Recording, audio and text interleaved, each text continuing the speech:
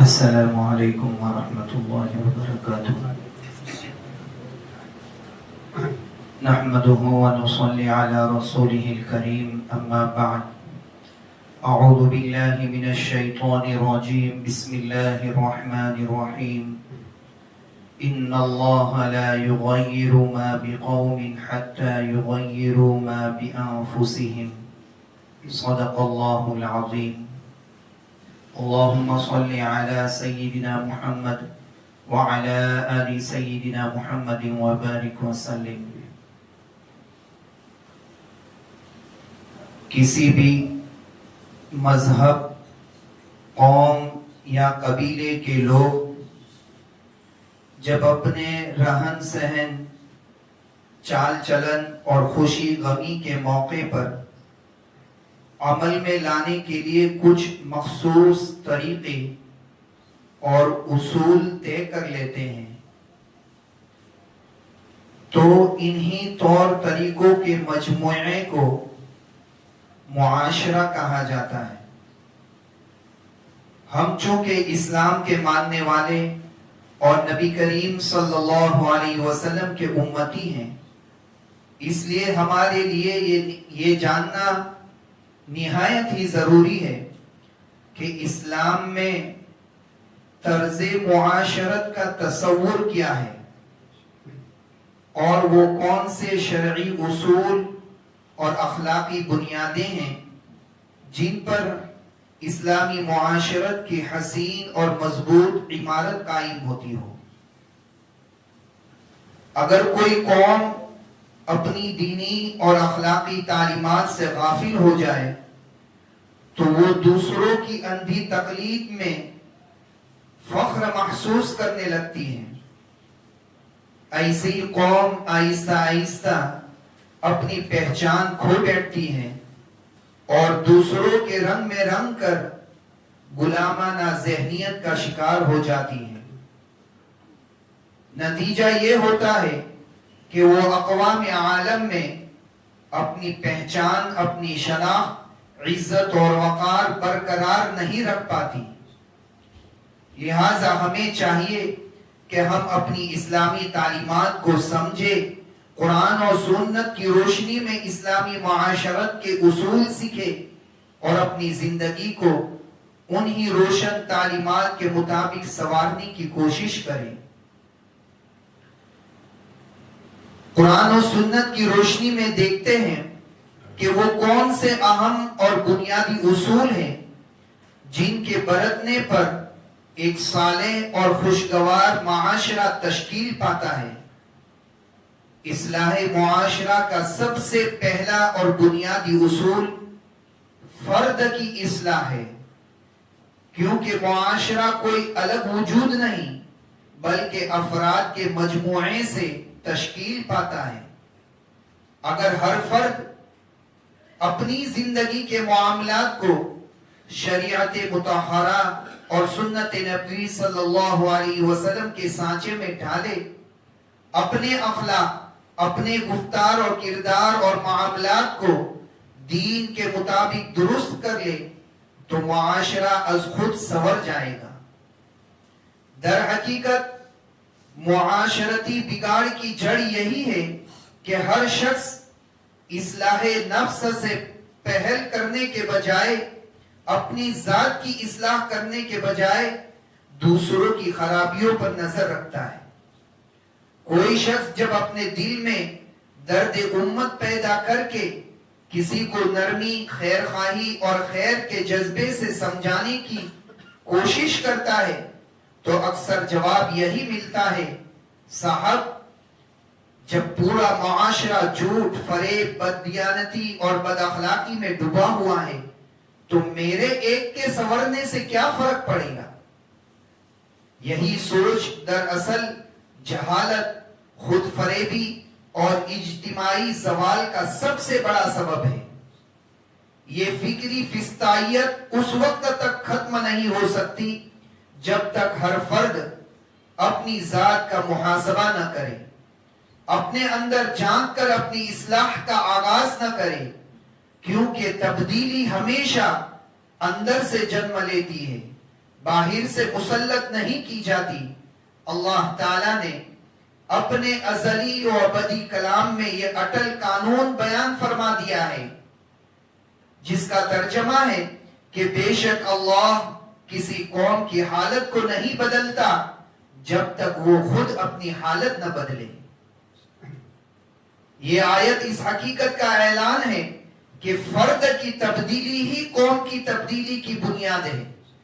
معاشرے کی اصلاح اجتماعی دعووں سے نہیں بلکہ انفرادی کردار سے شروع ہوتی ہے۔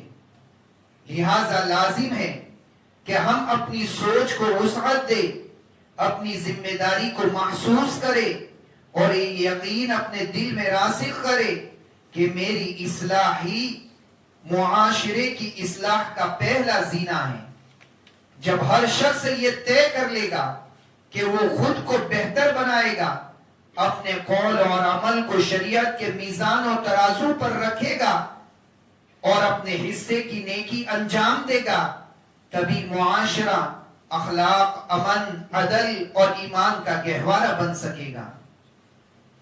محترم بزرگوں، اصلاح معاشرے میں بنیادی کردار ادا کرنے والا دوسرا اہم اصول ایک دوسرے کے حقوق کی ادائیگی ہے۔ انسان کی پیدائش کی ابتدائی دنوں ہی سے حقوق کی کشمکش انسانی تاریخ کا حصہ رہی ہے۔ کہیں یہ جنگ سرد رویوں کی صورت میں لڑی گئی ہے تو کہیں خونریزی اور تلخ جھگڑوں کی شکل میں ظاہر ہوئی۔ گویا یہ مسئلہ انسانی زندگی کا ایک عالمی موضوع بن چکا ہے، جس کا سلسلہ ازل سے جاری ہے اور شاید ابد تک قائم رہے۔ المیہ یہ ہے کہ آج ہر شخص اپنے حقوق کے اصول کے لیے سرگرم ہے، مگر اپنے ذمے دوسروں کے حقوق پورے کرنے کے لیے تیار نہیں۔ ہر زبان پر یہ نعرہ ہے کہ مجھے میرا حق دیا جائے، لیکن شاید ہی کوئی یہ کہتا ہو کہ میں کسی کا حق ادا کروں۔ حالانکہ حقدار اور حق ادا کرنے والا دونوں ہی معاشرے کے جزو ہیں، اور جب تک دونوں اپنی اپنی ذمہ داری پوری نہ کریں سماجی توازن قائم نہیں رہ سکتا۔ جب طاقتور اپنے اثر و رسوخ کے بل پر کمزور کا حق غصب کر لے، یا صاحب اختیار شخص اپنے ذمہ واجب الادا حقوق کی ادائیگی سے پہلو تہی کرتا ہے، تو اس کے نتیجے میں معاشرہ طبقاتی تقسیم اور اعتماد کے فقدان کا شکار ہو جاتا ہے۔ ایسا معاشرہ امیر و غریب، طاقتور و ضعیف، با اثر اور بے اثر کی خود ساختہ حد بندیوں میں بٹ کر بگاڑ اور انتشار کی راہ پر چل پڑتا ہے۔ پھر آہستہ آہستہ انسان کا انسان پر اعتماد ختم ہونے لگتا ہے اور لین دین، تعلقات اور معاملات کی بنیادیں متزلزل ہو جاتی ہے۔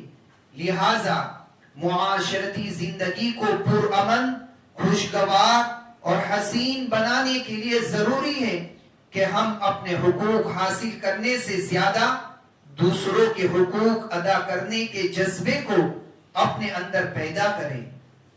یہی مزاج شریعت اور حکم قرآنی ہے۔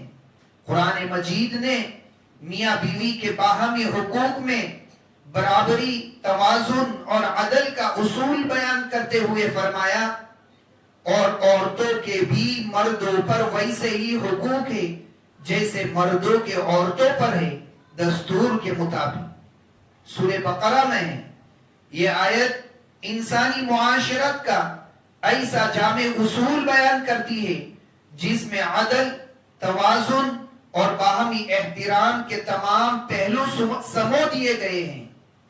اسلام نے یہ تعلیم دی کہ حقوق کا نظام صرف مطالبات پر نہیں بلکہ ادائیگی اور احساس ذمہ داری پر قائم رہتا ہے۔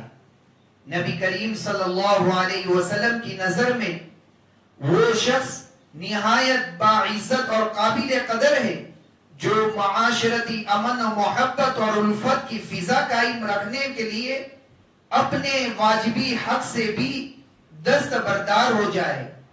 سنن ابو داود کی روایت ہے کہ حضرت ابو امامہ باہلی رضی اللہ تعالیٰ عنہ سے مروی ہے، جو شخص حق پر ہوتے ہوئے بھی جھگڑا چھوڑ دے، میں یعنی اللہ کی طرف سے اس کے لیے جنت کے اطراف میں ایک گھر کا ضامن ہوں۔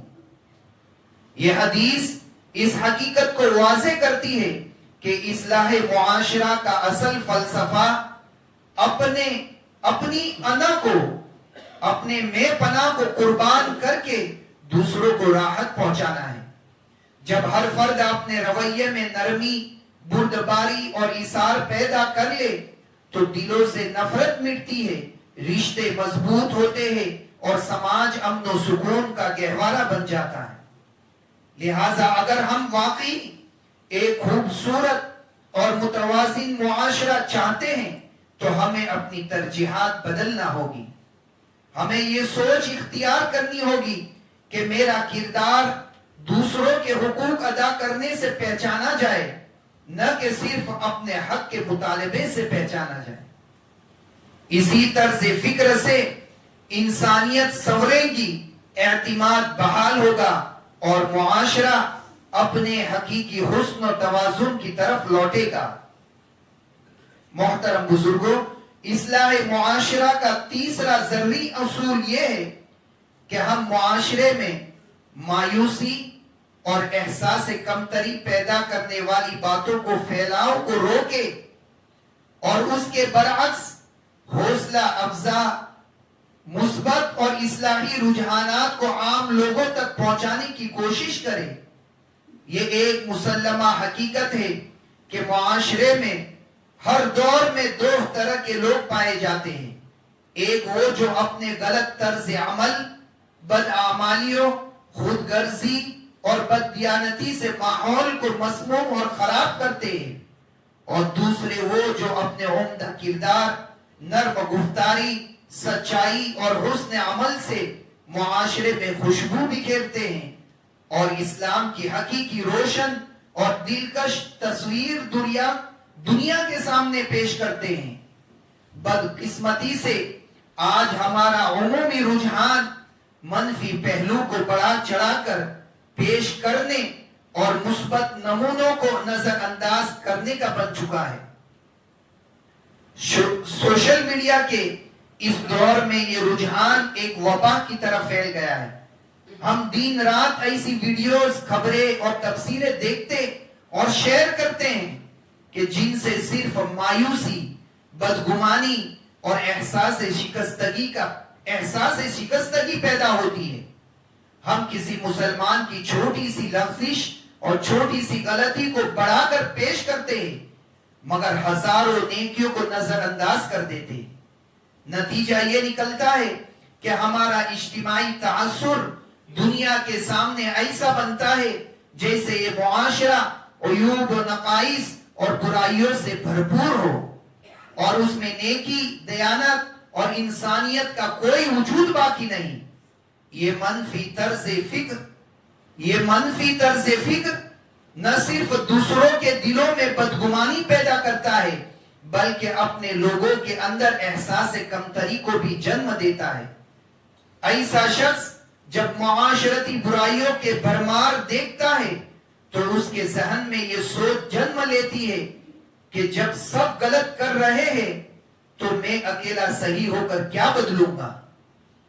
یہی سوچ آہستہ آہستہ اصلاح کی تحریک کو مان کر دیتی ہے اور افراد اپنی ذاتی ذمہ داری سے غافل ہو جاتے ہیں۔ در حقیقت معاشرے کی گرتی ہوئی ساکھ کے ذمہ دار وہ افراد بھی ہیں جو برائی کو تو بڑا چڑھا کر بیان کرتے ہیں مگر بھلائی کو چھپاتے ہیں۔ یہ وہ لوگ ہیں جو یہ مثال تو دیتے ہیں کہ دیکھو مسلمان پانی کی ٹنکی کے پاس رکھا ہوا سستا گلاس بھی نہیں چھوڑتا۔ یہ وہ لوگ ہیں جو یہ مثال تو دیتے ہیں کہ دیکھو مسلمان پانی کی ٹنکی کے پاس رکھا ہوا سستا گلاس بھی نہیں چھوڑتا مگر یہ بتانے سے گریز کرتے ہیں کہ اسی جگہ وہ پانی کی ٹنکی لگانے والا، اسے اپنی محنت کی کمائی سے چلانے والا اور دوسروں کے لیے ٹھنڈے پانی کا انتظام کرنے والا بھی ایک مسلمان ہی ہے۔ یہ ایک طرفہ طرز بیان دراصل پست خیالی اور فکری ناانصافی کی علامت ہے۔ اس سوچ کو بدلنا اور معاشرے میں امید اور حوصلہ اور اعتماد کی فضا قائم کرنا ہم سب کی ذمہ داری ہے۔ ہمیں چاہیے کہ ہم اسلامی معاشرت کی خوبیوں کو فخر کے ساتھ اجاگر کریں۔ ہم اپنے معاشرے کے نیک، ایماندار، باکردار اور خدمت گزار افراد کو نمونہ بنائیں تاکہ نوجوان نسل کو معلوم ہو کہ اسلامی تہذیب محض ماضی کے قصے نہیں، اسلامی تہذیب محض ماضی کے قصے نہیں بلکہ آج بھی زندہ اور عمل کی دعوت دینے والا نظام حیات ہے۔ اسلامی معاشرت کی بنیاد احسان، ایثار، محبت، عدل اور خیر خواہی پر ہے۔ یہ دین ہمیں بدی کے مقابلے میں نیکی، مایوسی کے مقابلے میں امید اور شکایت کے مقابلے میں شکر سکھاتا ہے۔ لہٰذا ضرورت اس بات کی ہے کہ ہم اپنی معاشرتی بیانیے کو منفی طرز فکر سے نکال کر حوصلہ افزا اور تعمیری سوچ کی طرف موڑ دیں۔ ہم اپنے اندر یہ یقین پیدا کریں کہ ہمارے معاشرے میں آج بھی ایسے گمنام لوگ موجود ہیں جو خاموشی سے بھلائی کرتے ہیں، جو اپنی راتوں کی نیند قربان کر کے دوسروں کے چولہے جلانے کا وسیلہ بنتے ہیں، جو دین و ملت کی خدمت کو عبادت سمجھ کر انجام دیتے ہیں۔ یہی وہ کردار ہے جن کی روشنی سے معاشرہ روشن ہوتا ہے۔ ہم اگر ان مثبت مثالوں کو عام کریں گے تو نئی نسل مایوسی سے نکل کر خود اعتمادی اور کردار سازی کے سفر پر گامزن ہوگی۔ اس تنگ نظری کے کھول سے باہر نکل کر ہمیں دامن اسلام میں موجود ان خدا داد خوبیوں کو فخر سے بیان کرنا چاہیے تاکہ دنیا جان لے کہ اسلام صرف عبادتوں کا مذہب نہیں بلکہ فطرت انسانی کے تقاضوں کے عین مطابق ایک کامل نظام حیات ہے جو انسان کو بچپن سے لے کر پیدا ہونے سے لے کر اس کی قبر تک رہنمائی دیتا ہے اور جس کی مثالی معاشرتی ترتیب پیش کرنا مشکل ہی نہیں بلکہ ناممکن ہے۔ اپنی کھوئی ہوئی معاشرتی قدروں اور چلتے زمانے کی دھول میں دب جانے والی روشن روایتوں کو دوبارہ زندہ کرنے کے لیے ضروری ہے کہ ہم ان سنہری اصولوں پر عمل کریں، سنتوں پر عمل کریں۔ اس مقصد کے لیے سلف صالحین کی زندگیوں کو مطالعہ، ان کی زندگیوں کا مطالعہ نہایت اہم ہے کیونکہ ان کی سیرتیں، ان کے قصے دلوں میں اسلامی معاشرت کے احیاء اور بقا کی نئی روح پھونک دیتی ہے۔ حضرت حذیفہ بن یمان رضی اللہ عنہ، ان کا ایک واقعہ ہے، اس کی بہترین مثال ہے۔ آپ ایک بادشاہی دربار میں وزیروں اور امیروں کے ساتھ کھانا کھا رہے تھے کہ ایک نوالا آپ کے ہاتھ سے گر گیا۔ آپ نے بلا جھجک اسے اٹھایا اور دوبارہ کھانے لگے۔ ساتھیوں نے آہستہ سے روکا کہ دربار میں ایسا کرنا مناسب نہیں، تو آپ نے جلال میں فرمانے لگے، کیا ہم ان بے وقوفوں کی وجہ سے اپنے نبی صلی اللہ علیہ وسلم کی سنت کو چھوڑ دیں؟ یہی وہ بے ساختہ کردار، دینی غیرت اور عمل کی پختگی تھی جس نے ان نفوس قدسیہ کو بلند مقام عطا کیا۔ ان لوگوں کو، ان صحابہ کرام کو اللہ تعالیٰ نے بلند کیا، ان کے نام کو بلند کیا، انہیں دنیا کے اندر سربلند فرمایا۔ کس وجہ سے؟ کہ انہوں نے اللہ کے احکام پر عمل کیا اور نبی کے سنتوں پر عمل کیا۔ ہمارے لیے لازم ہے کہ ہم بھی انہی راستوں پر چلے، اپنے اسٹیٹس، ماحول یا بنیادی دباؤ سے بالاتر ہو کر دنیا کیا کہتی ہے وہ نہ دیکھے کہ کرتا پائجامے میں کیسے لگیں گے، داڑھی میں کیسے لگیں گے، یہ نہ دیکھے، بلکہ اس سے بڑھ کر اسلامی معاشرت کی اصل روح دوبارہ ہمارے معاشرے میں زندہ ہو.